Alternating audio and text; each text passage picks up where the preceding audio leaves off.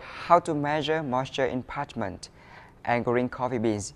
Drying is an important part of coffee processing. If it isn't performed properly, coffee beans can start to ferment or develop mold, which make for bad flavor notes and reduced quality. So how do you make sure your beans are drying properly? Read on to find out more about the importance of taking regular samples to measure moisture content. Why drying matters. In general, an unprocessed ripe coffee bean contains around 45 to 55% moisture after picking.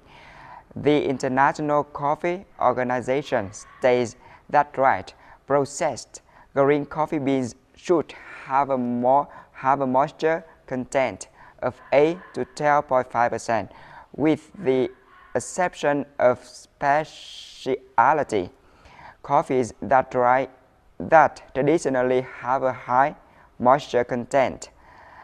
The correct moisture content contributes to balanced acidities and a desirable aroma, which in turn help achieve good cupping scores. There's some debate over the best moisture level, but 10 to 12% is generally accepted. Coffee beans are dried in different ways depending on which processing method is used. Natural processing is when ripe cherries are dried with the cherry still attached, leaving the pulp on during drying results in a sweet, fruity coffee. But there is greater risk of over-fermentation or mold developing because of high level of moisture involved.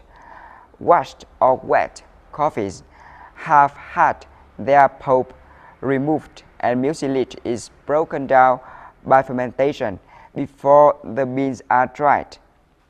Since there's no pulp left on the beans, there is less chance of over-fermentation or mold developing.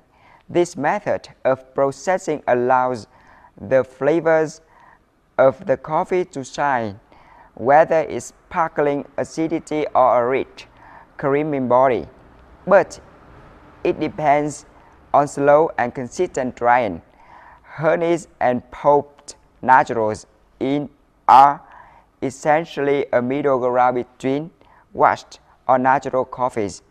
They are dried with part of the cherry remaining on the bean. The pulp has been removed, reducing the risk of over-fermentation, but some mucilage remains. In any processing method, inconsistent drying can lead to fermentation, moldy flavors, and a faded cup profile, and that can mean a lower price for the producer, lower cupping scores, and a reduced overall profit. One way to ensure that the beans are drying consistently and at the right speed is to take regular samples and measure the moisture content. But it's not enough to simply take some beans at random and check how dry they are. Instead, you should create a sampling plan that focuses on comparing representative samples. After laying parchment coffee out in bags, wait a week to start sampling. Then measure the moisture using the meter. Do this every day in the morning and at the end of the afternoon until it has humidity between 14 and 15%.